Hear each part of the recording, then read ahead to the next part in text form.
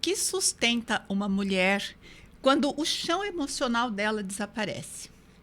Está no ar mais um episódio do Poderosamente Podcast, então seja bem-vinda, seja bem-vindo.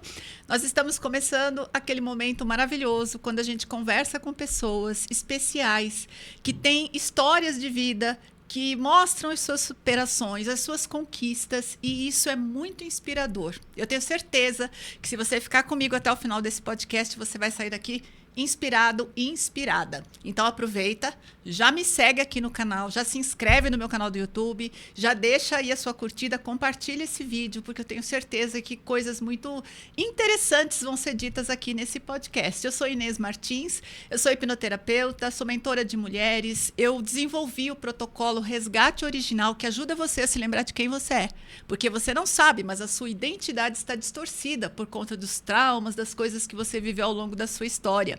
Eu fundei o Movimento das Corajosas porque eu acredito que nós, mulheres, somos muito corajosas, porque vivendo tudo que a gente vive para estarmos aqui hoje é na base da coragem que nós estamos aqui. Então, fica aqui comigo, porque hoje eu tenho uma pessoa querida, especial, que vai trazer conteúdos muito bacanas aqui para nossa conversa. Bom, deixa eu falar um pouquinho dela. Ela é... jornalista, pedagoga? Estou me perdendo aqui com as minhas anotações, estou emocionada com essa presença. Que delícia! Aqui. Ela é jornalista, pedagoga, escritora e tem coisas muito legais para contar para nós. Seja muito bem-vinda, Flávia Girardi. Ai, que delícia estar aqui com você. Sabe o tanto que eu admiro e para mim é uma honra estar aqui. Inês, muito obrigada. Que me perdi eu vi, aqui. É que a gente se gosta, por isso que deu essa... A gente se respeita. A nossa energia já bateu aqui. Essa mulher é muito poderosa. Outro dia mesmo eu estava no podcast da Flávia. A Flávia tem um podcast aqui Futuro também. Em Pauta, são convidados a ver, né, Inês? Maravilhoso. Se inscreva no canal dela também, Futuro em Pauta, que é maravilhoso o trabalho dela. Ai, obrigada. Então, vamos lá. Vamos começar a nossa conversa de hoje, que a gente já lá. começou assim tropeçando. Isso é bom, sinal que a gente está na emoção. E emoção é o que conecta as pessoas. Exatamente. É o que eu gosto de mexer. Eu gosto de mexer com a emoção das pessoas. E às vezes as pessoas mexem com a minha. Tá tudo bem? Tá tudo certo. Vambora.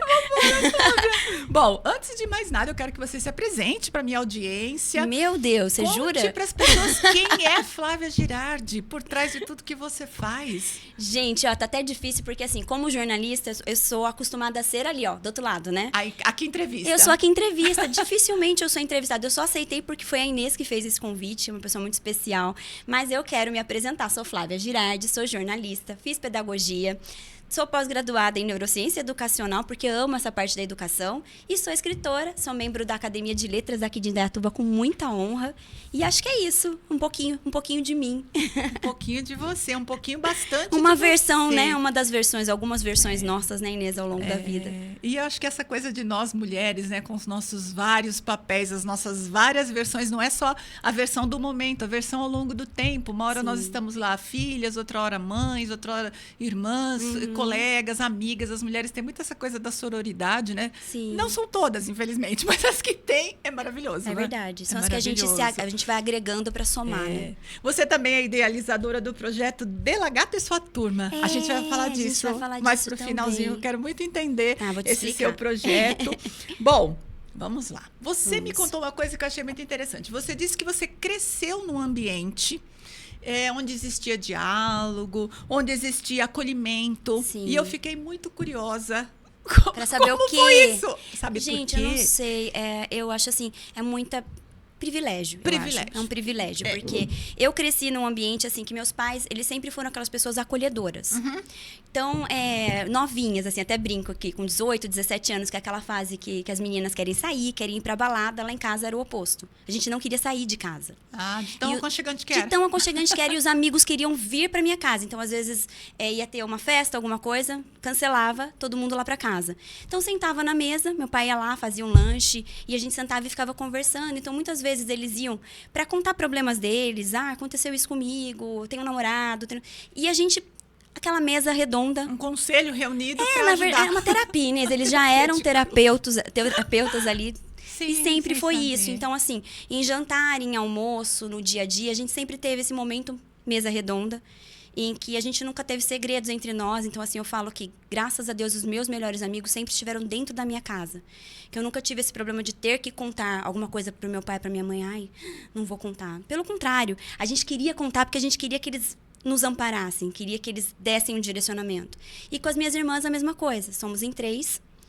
E sempre, tipo, eu comprava uma roupa. Daí passa para outra. Eu vou usar aquela roupa da minha irmã porque é mais bonita, sabe? Assim, então, a gente sempre teve esse acolhimento familiar. Então, eu acho que, graças a Deus, fui privilegiada por isso. É um privilégio. É um privilégio. Porque esse ambiente sempre foi muito, muito, muito acolhedor. Que também acabou criando, que meu marido até brinca comigo, como se fosse viver ali naquele meio que blindou de muitas coisas, e sair dali também foi difícil, a adaptação ao mundo real, sabe? Sim, assim, sim. Teve esses... É lógico, né? Eu sou hipnoterapeuta e terapeuta há 26 anos. Sim. Então, eu costumo brincar que a minha amostragem de pessoas é uma amostragem comprometida, porque eu estou sempre ajudando as pessoas naquilo que foi bloqueio para elas. Mas é muito incomum. A gente chama isso de vínculo seguro. Você crescer num ambiente onde existe isso. Suporte, apoio. Inês, mas nas outras casas não é assim? Infelizmente não porque os pais querem ser maus pais, ou não é nada disso. Tem a ver com essa história de vida deles, né? Então, se eles vieram de ambientes muito conturbados, disfuncionais, viveram traumas muito significativos, eles tendem a ser pais não tão equilibrados, o que gera para muitos de nós sentimentos de desequilíbrio, de instabilidade, bloqueios, né? Então, que gostoso isso. E eu costumo dizer que a minha infância foi muito rica. Porque, assim, meu pai era aquela pessoa que, tipo, no Natal, ele colocava, onde o Papai Noel passou, ele colocava um pedaço da calça. Que e é legal. pra gente acreditar. Então, tipo, era uma coisa assim, era muito mágico. A gente estava acostumada quando ia viajar, ver vagalume, então ficar conversando sobre vagalume, conversar sobre lendas. Sempre teve muito essa do respeito pra criança. Tinha um momento que eles se dedicavam, apesar de meu pai trabalhar muito, minha mãe era dona de casa, né? Também muitos afazeres, a gente sabe que mulher de casa trabalha muito mais. Sim, muita coisa pra Mas fazer. ela colocava música, ela fazia bonecos com cobertor. Como a gente não tinha muita condição de comprar muitos brinquedos, então, assim, tinha ali os bonecos, então a gente achava que era gente na casa, e fazia show com controle remoto. Então, era um ambiente muito lúdico para criança. Então, eu cresci dentro disso, dentro dessa ludicidade, dessa magia, assim, que eu acho que eles trabalharam muito bem, sabe? Porque foram pais muito jovens, com 20 anos. Né? Era deles, né? Era deles. Porque, assim, eles vieram de famílias estruturadas, mas com suas diferenças e com suas dificuldades. Mas eu acho que os dois construíram esse porto seguro, sabe? Esse ambiente, Esse né? ambiente. Que era um ambiente bem estruturado. Sim. Né? Com certeza, com dificuldades, com questões, mas estruturado emocionalmente. Isso é muito importante. Sim. E assim, dessas coisas que você viveu com seus pais, né? Coisas que eles ensinaram para você, o que você carrega contigo até hoje? Eu acho que a minha filha até brinca, mãe, você não cresceu, você continua sendo criança. Porque eu tenho Uma muito... síndrome de Peter Pan. Na verdade, eu acho que eu tenho muito do que foi estimulado lá atrás. Dessa coisa questão... positiva, o lado positivo não disso, que eu quero tá? voltar para o passado, eu não sou uma pessoa nostálgica, nada nesse ponto, mas eu digo assim, minha mãe, ela sempre foi aquela pessoa que, por não ter condições de comprar algumas coisas, ela fazia. Então, vamos supor, ela pegava um tênis que custava super baratinho, mas ela customizava aquele tênis. Então, eu nunca tive essa noção de que eu não era rica. Na minha cabeça, eu era uma criança rica, que eu tinha tudo. Eu achava o máximo, porque eu estava sempre com um tênis diferente, eu estava sempre com a tiara trabalhada. Então, assim, e quando chocolate, por exemplo, hoje é barato, mas naquela época a gente tá falando de 40 anos atrás, era uma coisa cara, né? Então, minha mãe fazia umas misturinhas, ela dava nomes pros doces e colocava, mas tipo leite com chocolate, alguma coisa para poder engrossar. Ela falava que era o lafatê, que ficava na geladeira pra gente poder... Então, assim, eu acho que eu trago dessa minha infância esse lado positivo. Tipo, essa coisa assim de que por mais difícil que esteja sendo uma situação, vamos tentar transformar ela em mais leve. Principalmente do ponto de vista da minha filha, assim, sabe? Tipo, eu tento ser um pouquinho, acho que nunca vou conseguir ser o nível deles, mas um pouco do que eles foram pra mim. Tipo, de tentar acolher como eles me acolheram e tentar tornar aquilo mais leve, sabe? Porque a gente divertido, né? mais interessante, mais engraçado. E eu acho que trago também essa questão das atividades manuais, de fazer coisas. Porque em casa sempre a gente valorizou muito mais o fazer do que o presente. Eu sei que tem muitas pessoas que até brincam, dia dos namorados, seu marido não comprou nada, ou dia de Natal, o que você ganhou? Às vezes eu falo, não ganhei nada, porque a gente tem um trato entre a gente, assim, de que presente físico, não quer dizer muita coisa, entendeu, Inês? Mas isso eu construí com a minha família. Vem de lá de trás. Vem lá de trás, porque acho que meus pais não tinham tantas condições de comprar muitas coisas pra gente, então eles compravam, a gente tinha os presentes de Natal, aniversário, mas o momento mais importante era o momento da carta. Que a gente escrevia uma cartinha um pro outro. Ah, que legal. Então a gente queria ouvir o que o outro tinha pra fazer. E isso é interessante porque eu acho que eu passei isso pra minha filha. Porque às vezes, sei lá, é meu aniversário. E ela chega, mãe, fiz um presente pra você. Daí na hora que ela tira uma cartinha, ou ela fez um gatinho que ela costurou de alguma coisa. Então eu acho assim que são coisas que a gente traz e que a gente vai replicando, né? Você sabe que essa sua história me conectou com aquele filme A Vida é Bela, que ganhou Oscar. Muito Jura? tempo Eu atrás, não assisti esse filme, não faz vi. bastante tempo já. É que eu sou uma pessoa antiga também, né? O filme é antigo. Mas é uma história assim, que eles estão na guerra, né? E eles têm um filhinho. E eles vão ser executados até depois, ele, a esposa e tudo. Mas é assim, o tempo todo ele faz parecer pro menino que tá tudo bem. Que tá tudo bem, que vai dar tudo certo, e brinca. E o menininho acompanha, porque a criança não sabe, né? A criança pelo vai amor de Deus, são referência coisas dos muito pais. diferentes do que a gente está falando aqui. Sim. Mas essa coisa de você criar para a criança um ambiente favorável, leve, né? Faz diferença. Sim. Que interessante. Bom, eu penso que isso deve ter tido um impacto na sua vida profissional. Porque hoje você é escritora, você tem o seu projeto, você é pedagoga. Como foi isso? Tem um impacto, né? Porque assim, eu escrevo desde pequenininha. Sim. Desde que na escola eu já gostava das aulas de redação e tudo mais. E eu lia, e o meu prazer, eu acho que como que vem daí, era contar essa história para minha mãe. Então eu terminava de escrever a redação e eu sentava lá, mãe, eu escrevi isso. E ela, vamos guardar? Então a gente guardava. É que um dia meu pai foi fazer a limpeza e queimou tudo. Então, a limpeza. Ele fez a limpeza, ele botou todos. Eu tinha muita coisa escrita de criança, assim, até mocinha. Mas ele foi fazer a limpeza e pôs tudo no fogo. Eu, ai, pai, você botou fogo nas minhas coisas. Mas enfim, foi sem querer e se foi. Mas isso tudo para dizer que eu acho que o que eu trago para a profissão é essa questão de criar. Como nunca morreu essa parte do lúdico, essa parte do infantil mesmo, da criança, de tentar explorar, eu gosto disso. Então, de coisas diferentes. Eu falo que eu trabalhei... Curiosidade. Né? Eu me interesso por pessoas. Eu gosto de histórias. Às vezes eu tô conversando com alguém e uma fala daquela pessoa me gera um insight. Ah, que legal. De um texto ou de um livro. Eu falo, nossa, aquilo que a pessoa falou me abriu a brecha para isso. Às vezes eu vou dormir, eu acordo no meio da noite para falar. Já nasceu o texto pronto. Inês, é uma coisa muito louca. Uma coisa muito louca. Não, e é bonito isso. Eu acho uma criação espontânea. É uma criação espontânea que às vezes é muito ruim, que às vezes eu falo, nossa, isso tá ruim. Mas tem vezes que eu falo, nossa, isso é muito melhor do que eu. Sabe? Assim, tipo... Não fui eu que fiz. Não fui eu que fiz, isso é melhor do que eu, que sabe? Legal, que legal. Não conhecia E até hoje, Inês, é engraçado que tudo que eu escrevo passa pelo crivo deles, né? Eu mando pra minha mãe, eu mando pra minhas irmãs. Entendi. E elas dão aquele retorno de, nossa, isso aqui ficou legal. Isso aqui eu lembrei de alguma coisa que aconteceu lá. Então, a gente tem muito essa troca. Sim. Eu penso que essa construção de uma base segura na infância tende a construir mulheres seguras lá na vida adulta, né? Pessoas seguras, né? Não só mulheres, mas pessoas seguras. É a história do vínculo seguro. Se você cresce num ambiente onde tudo muito desorganizado, as pessoas são muito instáveis emocionalmente, manda, desmanda, tá tudo bem, tá tudo mal, te amo, não te amo, isso vai criando um núcleo de ansiedade muito grande dentro da pessoa, né? Então, é por aí que a gente se estrutura. Isso faz diferença na vida de uma pessoa. Sinto que faz diferença na sua. Faz diferença na minha e eu acho que essa... Eu acho que até a criatividade, a maneira como que a gente cria as coisas, ela é um treino também, ela é um hábito. Sim. A gente está acostumado a fazer, então você vai fazendo meio que naturalmente, sabe? E eu acho que é uma coisa que eu fui trilhando por esses caminhos.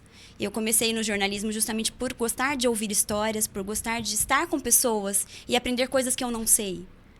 Aquela coisa, tipo, nossa, eu não tenho conhecimento nenhum sobre isso. Peraí, vamos sentar e vamos entender. Tipo a mesa redonda que a gente fazia quando era criança, né? Olha como que tem muito o impacto do reflexo daquilo que a gente foi. Tem, porque a nossa história de vida, ela molda a gente, né? A gente chega na vida adulta pensando determinadas coisas, achando... Mas é o conjunto de informações que você foi recebendo. Eu falo que a gente nasce uma folha de papel em branco, né? E coisas vão sendo escritas nessa folhinha E nos compõe, né? Que nos compõe. Exatamente. Bom, vamos falar de uma coisa que é um pouquinho mais delicada, né? Um pouquinho mais sensível. Você me contou da perda do seu pai, né? Como foi essa etapa da sua vida? Ai, foi terrível, Inês. Porque assim, meu pai é aquilo que eu falei, né? Que eu tô falando pra vocês desde o início. Ele é aquela peça... Ele não é aquela pessoa que está, ele é a presença. Então, é tipo, como se fosse assim, tipo, tá todo mundo aqui, mas ele chegou. Então, o ambiente ficava aquela coisa assim de... Ele trazia luz no temperinho ali da salada. Minha mãe é maravilhosa, mas meu pai sempre teve essa figura de ser a pessoa que vai fazer. Não, vamos realizar, vamos fazer um bolo, vamos fazer tal coisa. Ele sempre foi a pessoa da ação, muito proativo. E sempre foi referência. Só que o meu pai, a gente fala que se gato tem 7 vidas, meu pai teve 8. Porque ele teve muitas complicações ao longo da vida, assim, apêndice supurada. De saúde. Ele teve muitos fatores, assim, apêndice supurada, acidente que quase morreu, um infarto, que foi aquela... No outro podcast, tá falando como se a gente já tivesse... Que quando meu pai infartou, eu tinha 17 anos, para mim foi um impacto que quebrou o meu mundo perfeito. Eu ver aquela pessoa, ele teve 98% de uma principal artéria entupida. Então, e naquela época era o início do stent. Sim, os recursos eram mais menores, limitados. Sim. E eu lembro que eu dissociei total. Eu não vivenciei aquela situação como se nada tivesse acontecido. Eu lembro que eu tinha que fazer uma cirurgia do siso. Se a mulher desse anestesia ou não desse. Pra mim, tanto fazia, porque eu não estava ali presente. Um choque, né? Foi um choque muito grande, porque ele era a figura importante, a figura representativa. Então, assim, daí ele passou, ele sobreviveu, né? Como as 7 vidas dele. Foi uma vida, mas... Não, foram várias, ele já tinha perdido algumas. Ele já tava no score, já. Já tava. Daí ele passou por isso, voltou. Meu pai tinha 42 anos, era novo, né? E foi. Daí depois ele teve um câncer, que foi um susto para a família. Mas daí ele fez o tratamento, ficou bem e passou 5 anos disso. Em remissão. Ficou... Não, ele não precisou nem fazer a quimioterapia, porque ele fez a cirurgia na época, precisou usar aquela bolsinha de colostomia, sabe? Mas isso não era impeditivo, porque ele ia em todos os lugares, ele sempre positivo, sabe? Daí, depois de 5 anos, como não era protocolo na época fazer quimioterapia, e poderia, eu acho que hoje... Talvez fosse diferente. Ele ficou com alguma célula ali, adormecida, que 5 anos depois voltou. Então, ele teve essa reincidência que eles falam, né? Daí, quando ele teve essa reincidência, ele procurou o primeiro médico que tinha feito a cirurgia, e vamos fazer a cirurgia, fez a cirurgia. Depois disso, ele foi fazer a quimioterapia, que daí já era o protocolo, e era um câncer no pulmão. Já tô até confusa, porque foram tantas metástases, mas enfim. E ele foi botar o catéter, Inês. Só que quando ele pôs o catéter, deu infecção generalizada. Daí ele não conseguiu fazer a quimioterapia. Então foi num período assim, tipo, vai e volta de hospital, sabe? E eu aqui, em Dayatuba, meus pais em Campinas. E nessa época eu trabalhava o dia inteiro numa escola. Ficava período integral. E não deu para fazer a quimioterapia e em poucos meses deu metástase. Daí essa foi pro cérebro. Daí quando foi pro cérebro, é aquela sentença, tipo... E agora, né? 4 meses foi o tempo que ele teve, assim, já vai revivendo, né? 4 meses que ele teve de tempo, assim, pra... E foi um período muito difícil. Porque eu ficava o dia inteiro na escola, eu não podia estar presente com ele, então quem teve essa barra, quem segurou mais essa barra foi a minha mãe e a minha irmã, que ficaram lá com ele. E meu pai, daquela pessoa super viva, daquela pessoa super ativa, foi parar numa cadeira de rodas, foi depender de um monte de coisa. E o que mais, assim, me marca disso é que eu lembro que quando ele estava muito ruinzinho, assim, eu falei pro pessoal do trabalho, eu falei, olha, eu não quero o depois. Eu quero tirar esses meus dias enquanto meu pai tá vivo. E eles foram muito legais comigo, que eles deixaram, né? Eles me deram essa... E eu passei os últimos dias, assim, com ele. Eu estive com ele nos últimos dias dele. Mas um pouco antes disso, nessas idas e voltas de hospital, ele já estava comprometido. E eu lembro que ele tinha perdido o movimento, né? E ele falou assim pra mim, filha, me dá uma caneta, porque eu vou reaprender a escrever. Então, você vê, assim, que uma pessoa que estava passando pelo que ele estava passando, a força que ele sempre teve... Eu nunca vi meu pai reclamar de nada, sabe, Inês? Sempre foi aquela pessoa, vai dar certo, positivo. Mesmo sabendo na situação que ele estava, ele queria reaprender a escrever. Então, eu penso assim, que às vezes você lidando com essas situações, você pensa, gente... E às vezes você se estressa com uma pessoa que passou na tua frente no carro, te buzinou, sabe? A gente relativiza A muita gente coisa, relativiza. né? Não tem como. Não. E ele, depois dos últimos dias eu fiquei com ele no hospital, eu optei, falei, mãe, você e minha irmã, que eram as pessoas que estavam no dia a dia com ele, descansem, que eu vou ficar com ele. E eu fiquei com ele os últimos 5 dias dele. Um privilégio também. Foi um privilégio, eu acho assim. E dessa vez eu consegui, tipo, me despedir mesmo, sabe? Eu fiquei lá do lado dele, falei, pai, tô aqui. E falava no ouvido dele, eu não sei se ele tava ouvindo ou não, mas quero te agradecer, quero te falar que tá tudo bem, que vai ficar tudo bem. E eu acho que foi um período, assim, muito difícil, porque nessa época meu cortisol subiu num nível... Nível de estresse altíssimo, Nível de estresse altíssimo, que eles acharam que eu tinha O médico achou que eu tava com tumor na adrenal, pra você ter ideia. Caramba. Do nível que ele tava. Eu senti um cansaço, Inês, que não me cabia. Mas era pelo processo, né? Por tudo que estava sendo passado. Mas foi muito difícil.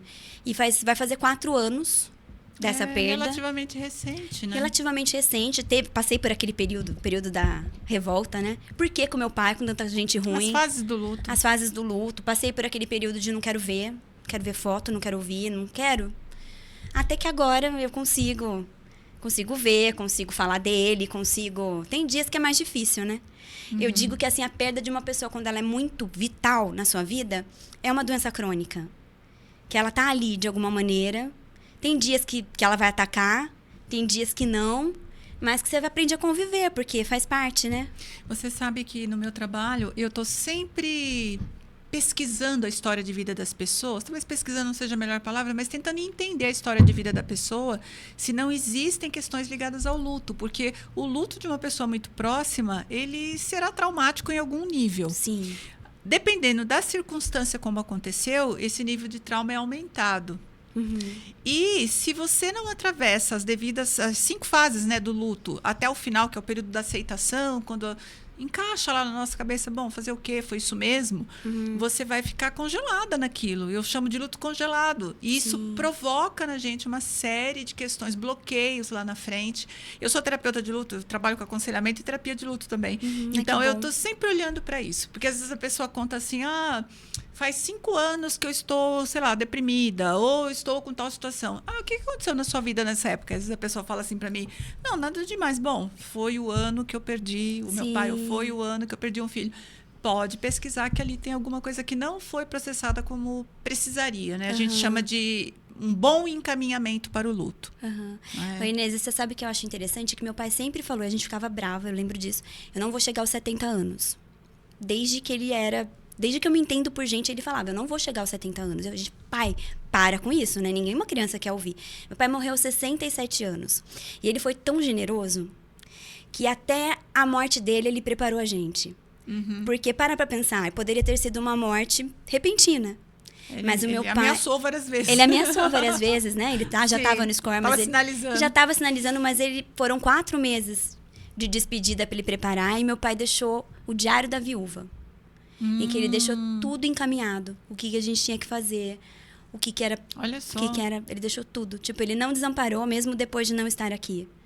Então, é uma presença muito presente, né? Mesmo não estando aqui entre nós. Eu vejo uma coisa bem interessante na sua fala, né? Eu não tenho jeito, eu estou sempre prestando atenção em várias camadas. Ela já está me analisando. Vou sair daqui com diagnóstico. Não é exatamente uma análise. É um jeito que a gente tem, né? De prestar atenção, a escutativa que a gente chama, né? Então, a gente ouve uma pessoa em vários níveis. Sim. O luto, quando ele não é trabalhado, muitas vezes a gente precisa ser muito forte numa situação, e vocês precisaram, ok? Mas quando isso é exagerado, isso pode provocar uma espécie de endurecimento emocional. E tipo lembra um bloqueio? Você chamou agora há pouco de dissociação, que foi lá atrás, né? Isso. Às vezes a pessoa segue dissociada por muito tempo. Ela fica aquela pessoa meio incapaz de sentir. E eu vejo que você processou isso, você está sentindo. Você se emociona, você está presente, está fazendo o seu trabalho, escrevendo. Legal, né? A gente pode investigar se tem alguma coisa. Isso, com certeza tem, com certeza. Alguma coisa que um buraquinho lá escondido, pode... sabe? Até porque foi algo muito doloroso, Sim, né? muito difícil. muito. E ele tá presente todos os dias. Não tem, assim, um dia que eu não acorde e não lembre de alguma coisa dele ou que ele não esteja presente, né? Eu falo que as pessoas que a gente ama, elas não morrem de verdade. Não. Elas só desaparecem da nossa vista. Sim. Elas continuam, né? Continuam existindo. Continuam existindo na nossa história. A gente fala, a gente lembra, a gente se emociona.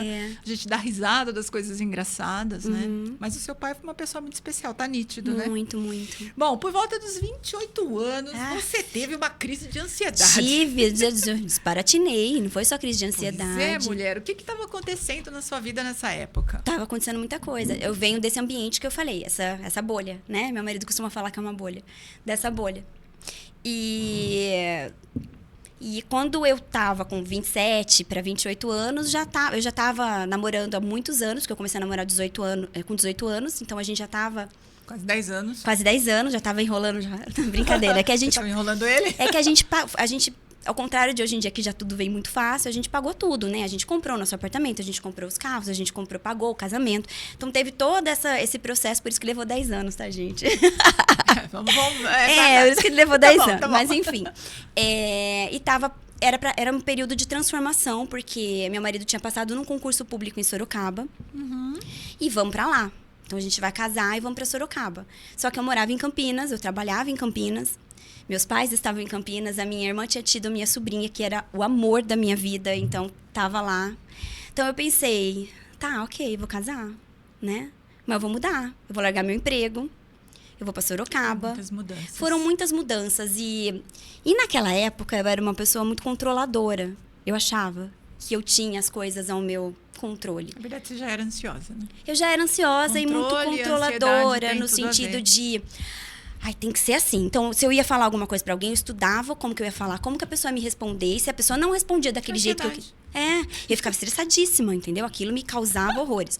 E eu vim vindo nesse processo, porque eu falei, eu preciso ser mandada embora, porque eu precisava daquele dinheiro pra gente pagar o que a gente precisava ali. Pra dar continuidade pra vida. E no histórico de onde eu trabalhava, ninguém era mandado embora. E nunca tinha sido mandado embora. As pessoas pediam a conta. E a minha chefe era uma pessoa difícil. Adoro, minha amiga hoje. Mas era uma pessoa muito difícil. E eu falei, meu Deus, como que eu vou falar isso pra minha chefe? Que eu preciso ser mandada embora.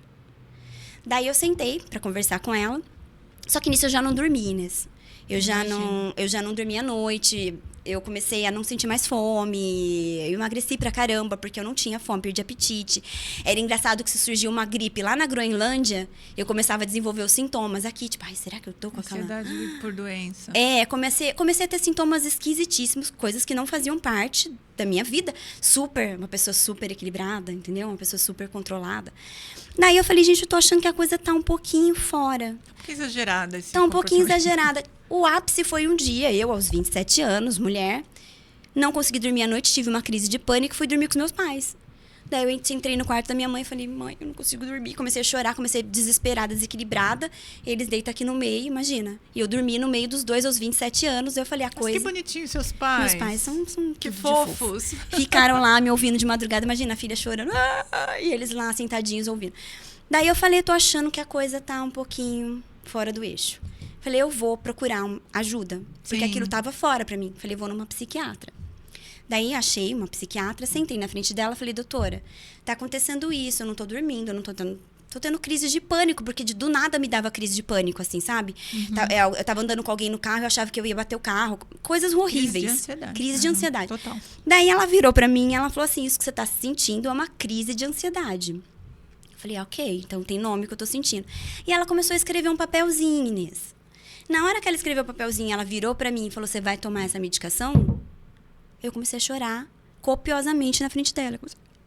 Pra mim, foi uma sentença de você é desequilibrada, você é descontrolada e você não é uma pessoa que consegue se controlar sozinha. Precisa de medicação. Precisa de medicação. Daí eu virei pra ela e falei, mas sozinha eu não consigo? Ela falou, você tá conseguindo? E eu não tava. Eu saí chorando, acho que as pessoas lá do consultório pensaram, essa daí, coitada, né? Deve ter recebido uma sentença de morte. Recebeu e eu chorava. Tomei a medicação e falei. E ela me deu encaminhamento pra terapia. Ótimo. Achei ótimo, porque a terapeuta era maravilhosa. E eu fiz a terapia.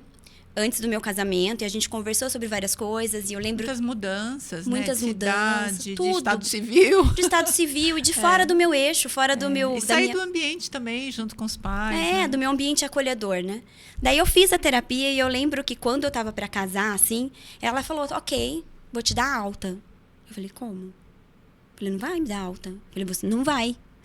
Eu falei, não tem como. Ela falou, não, mas a gente já conseguiu trabalhar o que a gente precisava, já tá de alta. Eu falei, não, você assina aí um termo. Falando que você tá me dando alta, porque eu não tô de alta. Confiando. Eu falei, eu não tô, como é que... Daí ela deu risada, ela falou, não, Flávia, se você precisar, você volta, enfim. Daí eu continuei fazendo uso da medicação. Por um período e tal. E mudei de cidade. Mudei. Mas eu falo que a vida, ela é, graças a Deus, tão boa comigo, sabe? Assim, que as coisas conspiram tão grandiosamente, eu só tenho a agradecer, porque estando em Sorocaba, eu recebi uma proposta para trabalhar em Campinas, com um salário muito bom. E o escritório onde eu trabalhava era na esquina da casa dos meus pais. E eu almoçava todos os dias com eles. E você voltou para cá? Não, eu ia e voltava de Sorocaba todos os dias. Ah, tá. Fiz essa vida louca, assim, por 1 ano e pouco. Mas pra mim tava ótimo. Vai terminar o desmame, né? Fiquei feliz porque eu tinha esse tempo Sim. com eles. Todos os dias eu estava com eles por 1 hora, via minha sobrinha. Sim. E voltava. Então, eu acho que foi muito importante pra mim, nessa transformação, eu tê-los ali ainda, que no trabalho, na hora do almoço. Sim. As redes de apoio, as transições elaboradas evitam colapsos, né? Sim. Quando a gente está com uma carga muito grande de mudanças, isso aumenta muito o nosso nível de estresse. E isso pode levar para um colapso. Eu tinha muita infecção de urina. Era recorrente. Acho que Sentimento de sobrecarga, né? Sobrecarregada com Sim. toda essa mudança. foi. Tá. Bom, vamos falar de coisas agora lindas. Coisas Escritas, silêncios. Eu quero saber um pouco do seu livro. Você tem um livro chamado Sobre Todas as Coisas que Eu Não Digo em Voz Alta. Isso... Nasceu de que lugar esse livro? É que, na verdade, esse livro, eu faço parte dele, eu não sou autora principal, eu sou coautora, né? Coautora. Mas eram textos, assim, que a gente tinha que escrever sobre coisas íntimas nossas, né? E nesse livro tá um texto que eu escrevi pro meu avô, que também foi uma figura totalmente torta. Imagina aquela pessoa que traiu minha avó, ele fez um monte de besteira na vida, mas pros netos ele era perfeito, sabe? Era um avô bom. Ele era marido um avô bom. a gente não sabe, mas avô... marido ele não foi tão legal, pai, né? Mas ele foi um Avô. avô maravilhoso. E ele tocava sanfona e ele era aquela pessoa também muito alegre. E quando meu avô faleceu, Aham. eu fiz uma poesia pra ele, Ah. em homenagem, porque ele chamava todos os netos de passarinhozinho do vô. Aham. E eu achei essa metáfora tão bonita, porque né, não deixa de ser pássaros que vão voar, né, que vão... Então eu fiz uma poesia pra ele e escrevi todo o texto em cima dessa poesia, então tá nesse livro. E tem um também cotidiano, tipo, coisa narra de... Quando eu ia pra casa da minha tia morava num apartamento, era 17º andar, era muito alto. E lá do alto eu ficava olhando as luzes das outras casas e pensando o que as outras pessoas estavam fazendo. Então, essa outra Eu já crônica... tive essa curiosidade também. Você também já? É. Tipo, agora, o que tá fazendo dentro daquela casa? Já dormiu? Como que aquela família? Às vezes eu via passar embaixo e falava, será que se dão bem aquele casal? Sabe? Aquela coisa da fofoqueira da janela? Da Era eu ali, fofoqueira ó. da janela. Então, eu transcrevi isso numa crônica. Então, virou esses textos. Dentro desse livro, virou esses textos autorais, assim, voltados para coisas do dia a dia aleatórias. Que legal. Para muitas pessoas, escrever é assim, uma cura. Né? Eu já ouvi de muitas pessoas, olha, eu não sou boa de falar, eu prefiro escrever. Né? Isso para você também é algo nesse nível, de gostar de escrever, para pôr para fora coisas que você... Não é, Inês, Não porque é. eu não tenho dificuldade em verbalizar. Ah, legal. Eu sou uma pessoa, assim, que se eu tiver que falar uma coisa pra você, eu vou falar, até porque eu não consigo guardar. O guardar me corrói. Se é uma coisa assim, tipo, aconteceu alguma coisa que, sei lá, briguei com alguém, eu preciso sentar com aquela pessoa e falar pra ela, olha, eu estou chateada por isso. Ou então, eu acho você o máximo, te adoro. Inês, você é maravilhosa, eu te admiro. Eu preciso externar, porque isso pra mim é importante. Sabe, assim, tipo, pro meu eu falar, eu vou botar minha cabeça no travesseiro e vou falar que, ai... E não existe ali uma repressão do que você está sentindo ou pensando, né? Não. Porque para algumas pessoas é isso. Eu escrevo porque eu tenho dificuldade de me expor, de falar. Não, No eu seu caso, escrevo não. porque é uma... Eu acho que é uma terapia mesmo, no sentido de... Que eu gosto. Sabe, um prazer, uma coisa que você faz feliz, porque aquilo te dá... É um transbordamento. Um transbordamento, né? eu acho que é nessa linha mesmo. Que bacana. Você tem mais livros, né? Tenho um que eu escrevi pra minha filha, porque é engraçado que assim, em casa a gente faz batalhas de rima, sabe? Tipo, a gente começa a falar coisas e ela vai rimando e a gente vai fazendo batalhas de rima e sempre foi desde muito pequenininha isso. E eu contava historinhas pra ela antes de dormir. Alice carreguei no colo até hoje, se bobear, que ela tá me carregando, mas carreguei no colo. Fui aquela mãe que ficou com o bebê no colo, não punha no berço pra dormir sozinha. Dormia no meu colo mesmo. E eu contava as historinhas pra ela. E ela já era meio grandinha, assim. E ela falou, mãe, conta outra história. Essas já sei, né? Daí eu comecei a inventar uma historinha. E ela gostou, ela falou, mãe, a formiga que queria voar. Era a historinha. Ela falou, gostei, mãe. Daí eu falei, poxa, se ela, que é minha filha, gostou, eu vou escrever. Daí eu escrevi e ficou lá guardado. Daí um dia eu falei, vou mandar para uma editora. Aí eu mandei para a editora, eles aprovaram e publiquei esse livro. Daí ficou 2 anos pela Ases da Literatura, ficou aqui no Brasil e também fora, eles têm alguns países da Europa que eles comercializam. Daí venceu o prazo, eles perguntaram, você quer renovar? Eu falei, eu não quero renovar, porque eu nunca tive o interesse nisso, assim, tipo, é lógico, eu sou da Academia de Letras, eu super prezo pelo fato de vendas de livros, eu acho que os escritores vivem disso e a gente tem que comprar mesmo, mas do meu ponto de vista, nunca foi o meu foco a venda do livro, eu queria compartilhar aquela minha história para que chegasse até as pessoas, então eu falei, não quero, porque eu vou disponibilizar de graça, porque eu quero que as pessoas tenham acesso. Então, eu disponibilizei o PDF e a coisa mais linda dessa vida, que não tem preço, é você ver as crianças na escola fazendo a leitura do seu livro. Que legal. E fazendo rodas de contação de história. E eu ganhei. Gente, essas professoras são incríveis. Eu tenho uma admiração incrível por professor, sabe? Sim. Principalmente de educação infantil, que não são reconhecidos como os outros, né? E ganhei brinquedinhos, assim, que eles fizeram com recicláveis, sabe? Da formiga, eles fizeram um videozinho com a voz das crianças e desenhos das crianças, narrando o livro, e assim, eu acho que não tem preço. Eu acho que isso que... Essa é a verdadeira recompensa. Essa é a verdadeira recompensa. Porque é um transbordamento, então a recompensa, quando ela chega nesse nível, é maravilhoso. Quando você vê que impactou de alguma maneira alguma vida, né? É o teu retorno. Se impactou uma, a gente já fez sucesso. Eu tenho 5 guardados lá, 5 livros guardados. Olha só. Um dia eles saem, quem sabe? Um dia eles saem. E eu tenho também textos que eu escrevo para Alice desde que ela nasceu. Que eu intitulei como Cartas para Alice. Já está em 170 páginas. Meu Deus. Que são tipo artigos de coisas assim que eu vou... Do dia a dia, sabe? Nesse eu não sei se eu vou publicar, mas vai ficar para ela. Vai ficar para ela. E ela já tem acesso? Ela já viu algumas coisas, mas ela não tem muito saco para ler não, viu, Nisso? Nessa fase ela tá talvez 11 também, anos, né? tipo, agora mas não. Lá na frente acho que lá na frente vai ser interessante, porque eu gostaria de ler uma coisa que minha mãe escreveu há muitos anos atrás, até para ver, contextualizar a realidade dela ali, o mundo dela naquele momento, né? Sim, seria bem interessante, do jeito que o mundo mudou, né? Isso seria bem interessante. Bom, eu quero saber um pouquinho do Delegato e sua turma. Como é que nasceu esse projeto? Conta pra gente o que é, conta tudo aí. Esse projeto nasceu meio no impulso, porque eu tinha um outro projeto, que até o podcast ele tinha um nome, né? Que era de gatinhos. E eu tinha sócios nesse projeto.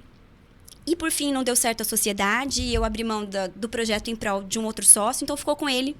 Essa história era um projeto audiovisual infantil, voltado também para essa questão de sustentabilidade, tendo animais como personagens. Então, esse projeto ficou com essa pessoa, que era meu sócio. E eu falei, eu preciso fazer outro nesta linha. Até porque a Prefeitura de Indaiatuba tinha feito o convite para a gente fazer algo com eles. E daí nasceu o Delegato e a sua turma. O que seria o Delegato e a sua turma? Esses gatinhos que tem, Inês, em delegacias, que eles são suportes psicológicos. Geralmente, eles são resgatados em delegacias de polícia, esses lugares, e eles acabam servindo de suporte psicológico ali para as pessoas que estão indo fazer alguma denúncia ou para os próprios funcionários, né? Eles são os delegatos. Então, esse personagem surgiu dessa ideia, e a sua turma, diferente do outro projeto que só tinha gatos, eu mesclei com cachorros. Então, tem o gatinho, tem 2 gatinhos, que é o Delegato, na verdade são 3. Tem o gatinho, que é o Delegato, tem uma gatinha preta, que são todos baseados em animais reais. Tá. A gatinha preta que eu resgatei da rua, que ela vai simbolizar essa questão da luta pelo preconceito. Tem o outro gatinho, que é um gatinho cego, que ele também é inspirado num gatinho real, que foi resgatado aqui em Indaiatuba pelo pessoal do Focinho Amigo. E era um gatinho que ele foi colocado no micro-ondas. Oh, meu Deus. E ele ficou alguns segundos ali, a gente não sabe precisar quanto tempo ele ficou, mas ele teve alguns danos. Ele não ficou cego real, ele teve alguns probleminhas nas orelhas e tudo mais, mas o meu eu quis trabalhar para poder trabalhar essa questão da inclusão, da acessibilidade. Temos cachorrinhos, que um deles é baseado na história da família Carrapato, da UPAR, que também é daqui de Indaiatuba, que o pessoal da UPAR, eles são maravilhosos. Eu acho que esse pessoal que trabalha com proteção animal merece todo o crédito, merece todo o apoio. Todo o apoio. Eles resgataram essa família de cachorros, caramelo, numa estrada cheio de carrapato, assim, quase morrendo. E eles fizeram de tudo, e esses cachorros ficaram bem, estão para adoção. Então, assim, um deles é o senhor Carmelo Carrapato, que é baseado nessa história da UPAR. Temos um cachorro Akita, que é baseado no nosso cachorro, que é um Akita japonês, então ele tem essa história da filosofia japonesa, sabe? Sim. E também para abordar essa questão de não só a adoção. Se você vai comprar um animal, que ele venha de uma procedência correta. Se eu estou esquecendo de alguém. E tem a MC Pivara, que é uma capivara MC, é uma capivara MC que faz parte aí da turma do Delegato. E tá surgindo coisas muito lindas. Daqui a pouco eles vão se associar a um site, eles vão trazer um telejornal pet, vai ser uma coisa bem bonitinha. Nossa, que bacana. Vai virar livro, é um projeto bonito. A gente quer trabalhar essa questão da conscientização de sustentabilidade, de proteção animal, de uma forma lúdica, de uma forma que chegue às crianças, mas que seja... que toque, sabe? Que seja uma coisa, uma leitura. Que traga um impacto através dessa comunicação, que bacana. Dessa ludicidade, assim. Que então, lindo. Esse é um projeto muito lindo. Nossa, eu quero me aproximar mais disso, entender mais de perto. Quando tiver saindo os lançamentos e tudo mais, eu vou compartilhando com você. Muito legal. Essas músicas da MC Pivara escrevi, viu? Ah, você que é a compositora. Tipo, a pretensiosa, tipo Gabriel Pensador, quis fazer uma coisa mais nessa linha de meio crítica, assim, social, mas trazendo uma pegada divertida, sabe? Então, ela vai fazer esses feats de composições de rap com funk. Vai ser bonitinho. O projeto é grandioso, tem muitos elementos. Que interessante, adorei. Elementos. É tudo muito doido. A minha irmã tá fazendo psicologia, ela fala, acho que nem Freud explica. Nem Freud. Pode estar lá coçando a cabeça essa hora. Bom, conta pra mim sobre o movimento Cores e Conversas. Mais um presente que surgiu, assim, dessas conversas, tipo, desses podcasts, conheci pessoas incríveis, pessoas que fazem dentro do seu mundo ali, doam um pouco do seu tempo para fazer coisas incríveis pelos outros. E numa conversa que eu estava tendo com o Francisco, que ele fez o Indaiatuba Criativa no ano passado, ele juntou um coletivo de pessoas para trabalhar a criatividade. Eu falei, Francisco, a gente podia fazer alguma coisa juntos. E ele falou, eu falei, tá tendo um movimento da ONU, Semana do Brincar. Ele falou, vamos embora. A gente submeteu um projeto para a ONU, eles deram aval. Gente. E a gente fez esse projeto, assim, tipo, em menos de um mês a gente tinha que fazer, porque tinha que estar dentro do cronograma. Tem os prazos. E a gente juntou com uma turma, Inês, que assim, eu acho que eu nunca trabalhei com pessoas tão boas, tão fáceis de trabalhar, porque eu sou aquela pessoa centralizadora. Então, eu sou aquela pessoa que quero fazer as coisas, e eu sou meio prática e tenho que resolver. Mas nesse grupo, eu fecho os olhos e eu sei que o amiguinho do lado tá resolvendo, sabe? Então, são pessoas que vêm de várias áreas, que são arquitetos urbanistas, biólogos, biomiméticos, pessoas artesãos. E a gente se juntou e fez, no ano passado, esse movimento ligado à ONU Habitat. E esse ano a gente conseguiu uma parceria incrível, linda, com Rotary. Nossa, e a gente vai fazer uma atividade que em breve eu conto para vocês todos os detalhes e te convido. Vai ser lá no Parque Ecológico. A gente vai fazer umas atividades voltadas para reconexão entre pessoas e natureza. Com oficinas dessas pessoas que estão aqui em Indaiatuba, que fazem parte, que tem trabalhos lindos que às vezes a gente não conhece. Tem o pessoal do banho de floresta, que faz trilhas ali no meio das florestas para poder a gente se conectar com a natureza, que respiração. Nossa, eu amo isso. Tem muita coisa linda. Então, assim, esse grupo são voluntários que a gente se uniu para doar um pouco do nosso tempo, para tentar fazer essas coisas em conjunto e um dar visibilidade para o trabalho do outro, sabe? Que bacana. Você é bastante conectada com essas causas sociais, né? De onde vem isso? Eu até pensei isso outro dia. Fiquei pensando. Eu acho que eu nasci um pouco justiceira. Sabe aquela pessoa meio... É uma corrigida no mundo. Tipo aquela pessoa assim que tipo... tá errado, eu não vou ficar quietinha, não. Tá sabe? certo. Não vou ficar quietinha. Uma corajosa. Você tá vindo pro meu movimento, o movimento das Eu corajosas. vou lá pro movimento das corajosas. Eu já nasci Total. assim, eu era muito difícil quando eu era mais nova, porque eu achava que, tipo, aquilo que eu não concordava, as pessoas tinham que fazer aquilo, e eu era meio radical nesse sentido, assim, de, a pessoa tem que mudar. A pessoa, até que a vida foi me mostrando que não é ninguém bem muda, assim. que as coisas, Sim, as pessoas não mudam, a gente quando aceita elas as querem, pessoas. né? A gente se gosta delas, a gente aceita como elas são, com o pacote dos defeitos e tudo mais. Mas eu penso que essa minha... Primeiro que eu sou uma pessoa que, se eu olho, eu pergunto por quê, sabe? Tipo, eu nunca vou olhar uma coisa e falar, ok, eu vou olhar, mas por quê? Sempre tem uma coisinha por trás. Eu acho que esse questionamento faz a gente se engajar. Eu lembro que na época da terapia, Inês, eu falava pra terapeuta que eu queria só ser cortadora de cana. Eu falava, eu acho que o fato de eu não pensar e de fazer uma atividade ali que fosse, eu não estou desmerecendo o pessoal que corta cana, é só uma analogia. Uma coisa que você pode ir fazendo. Isso, que eu fosse fazer, eu falava, eu queria ser isso, eu não queria ser essa pessoa que pensa no... Porque às vezes o pensar, o refletir demais, ele te coloca num lugar de sofrimento, num lugar de ansiedade, de você querer fazer coisas. Eu te entendo. Então, daí também penso que por isso, porque eu já nasci com essa pulguinha por trás, e também penso que é uma maneira muito singela que eu tenho de retribuir pelo tanto que eu sempre tive, entendeu? Eu penso que, como graças a Deus eu sou uma pessoa que sempre tive muito, não me custa fazer um pouco, nem que seja mínimo pelo próximo. E no final das contas, a gente só tem aquilo que a gente dá. Então, essa troca com a vida, com as pessoas, com o meio ambiente, isso é tão importante. Porque, imagina, cada vez que você se conecta com um animalzinho, com um pet, o que você recebe de volta, né? Muito. Não tem preço, Não né? tem preço. Não tem preço. A gente tem aquilo que a gente dá. Então, muito poderoso isso, né? Amém. Muito positivamente impressionada. Bom, e você que está aqui assistindo esse episódio do Poderosamente, olha... Se inscreve aí no canal, porque a gente tem histórias maravilhosas, assim como essa da Flávia.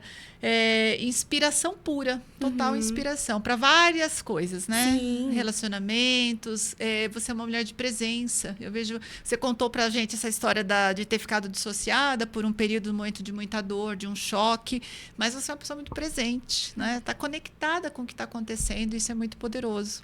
Eu acho que a gente tem que tentar viver o presente, assim, né, Inês? Você se eu permitir... acho que tem que viver, não tem que tentar, não, tem que viver. Se permitir vivenciar ali. Eu tô falando com você, eu tô olhando no seu olho, eu tô sentindo a sua energia, eu tô captando o que você tem pra passar pra mim.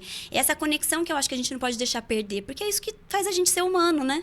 E num mundo tão digital, né? Sim. Onde tudo, as pessoas... Sei lá, você vai num aeroporto, num trem, numa condução, na rua, o povo atravessando todo mundo assim no celular, não olha pra mais ninguém, né? Então, essa conexão, ela é muito poderosa. Sim. E as pessoas estão adoecendo mais do que em outras épocas, eu digo emocionalmente, né? Pela solidão. E por essa desconexão. Sim. O ser humano se reconhece no contato com o outro. Sim. Eu sei quem eu sou quando eu sento para conversar com você. Você comigo, a gente se reconhece. E né? você acha, gente, Sozinho. uma oportunidade de fazer uma terapia assim, ó? Aqui, ó, numa conversa. Que delícia. E por isso que eu gosto de pessoas, eu gosto de conversar com pessoas, porque eu acho que a gente aprende tanto, sabe? Sim. Maravilhoso. Bom, minha querida, tudo que é bom acaba. Dura pouco. Dura pouco. Pouquíssimo. E eu falo que o tempo do podcast, eu aprendo muito aqueles podcasts. E você que faz o podcast também, você sabe do que eu tô falando, a gente ama, né, Inês? Não é verdade? Pois mulher, a gente fica viciada nisso, porque a gente quer encontrar pessoas, descobrir o universo da outra pessoa, aprender com ela. Sim. Mas passa rápido, porque o que é bom passa rápido. Mas tá tudo bem, a gente pode se encontrar em outros momentos. E vamos, eu já no seu, está. você no meu, pra gente continuar as nossas conversas.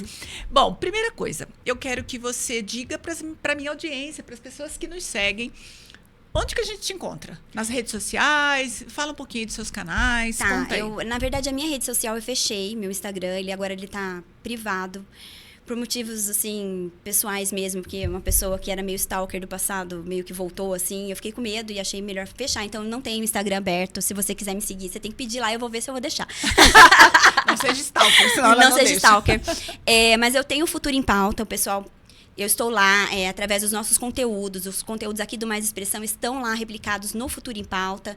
Eu não lembro agora qual que é o @, porque eu sou péssima para lembrar. Mas procurando Mas Futuro é Futuro em Pauta, isso. Tá lá. Vai ter agora o Delegato e sua turma. A gente vai estar num site que em breve eu vou contar para vocês também. Mas vai estar tudo lá no Futuro em Pauta. Vocês vão conseguir acessar todas as atualizações do meu trabalho. Tem tem também o Instagram da Academia de Letras de Indaiatuba, que a gente está fazendo coisas muito lindas. Não vai dar tempo da gente falar aqui, mas a gente está com muitas ações premiações esse ano, Inês. Muitas coisas boas voltadas para incentivo de leitura, voltada para concurso cultural de ilustração, para você que quer participar, que quer ser capa da nossa próxima coletânea. Que legal. Então, tem muitas coisas lindas. Lá no Futuro em Pauta, a gente compartilha tudo isso. É uma mulher que herdou do papai as ações. Ai, graças Cheia a Deus. de ações. Ai, graças a Deus. Uma Eu mulher penso de assim, atitude. se eu tiver puxado um pouquinho do que ele é, sabe, assim, pra mim já tá valendo. Eu acho que a gente nem sempre está muito consciente disso, mas os nossos pais estão em nós, de alguma maneira. Graças né? a Deus. Obrigada, viu, pai? Obrigada, mãe, por estarem em mim. Com certeza. Bom, pra gente encerrar, eu quero que você deixe uma mensagem, principalmente para as mulheres. Meu público é tipicamente feminino, tem homens também, mas bastante mulheres. O que você diria, que mensagem você deixaria para aquela mulher que está se sentindo meio desconectada, ou vivendo no automático, ou por dor, por períodos de dificuldade, ou às vezes por descuido mesmo, né? Porque às vezes a gente fica no automático e nem sabe que está no automático. O que você deixaria de mensagem para essa mulher? Eu deixaria, primeiro, que tudo passa. Por mais doloroso que seja, passa. Segundo, que às vezes as pessoas perguntam, mas nossa, você chegou aí, deu certo. Gente, dá certo. Rubem Alves falava uma coisa assim, eu cheguei onde eu cheguei porque todos os meus planos deram errado.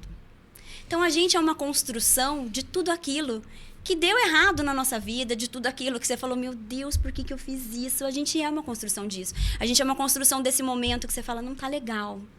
Mas então, não tá legal? Vamos reconstruir? Vamos refletir? Então, eu penso assim, se você tá passando por esse momento, se é um momento de reflexão, porque eu falo que de tempos em tempos eu reseto minha mente. Eu sou aquela pessoa das verdades, dali a pouco eu apago todas as verdades e eu não sei mais. Se você me fizer uma pergunta, eu não sei te responder. Vamos rever isso aqui. Então assim, eu tenho esses momentos, eu acho que todo mundo tem, e é um momento importante porque é um momento de ressignificação. Então, eu acho que você está passando por isso, você vai ressignificar, tenho certeza disso, e você vai aprender, e você vai chegar em lugares que nem você imagina. É isso. Tá aí, uma mulher de presença, presente, atuante, né? Temos que estar, né? Maravilhoso. Temos que estar para sentir viva, para sentir que a gente está no mundo. Flávia, foi um prazer. Uma honra te receber aqui. Obrigada. Eu quero você mais vezes aqui, porque você tem Virei. uma conversa muito boa, você é muito inteligente, Obrigada. muito simpática. A gente vai entrar, você vê quanta coisa. A gente tem um Verdade. roteirinho aqui E que a faltou gente... coisas aí, a gente precisa falar, mas dá para próxima, faltou então. coisas, porque a gente tem muita conversa ainda para fazer. Tem. Muito obrigada, viu? Obrigada a você, de Inês. coração. É uma honra ter você aqui. Muito bem, a gente está terminando esse episódio do Poderosamente Podcast. Foi maravilhosa a nossa conversa, então se inscreve aí no canal, compartilha esse vídeo. E lembre-se, né? Intuição é isso aqui, ó, uma pessoa intuitiva, presente. Essa presença evita que a gente adoeça.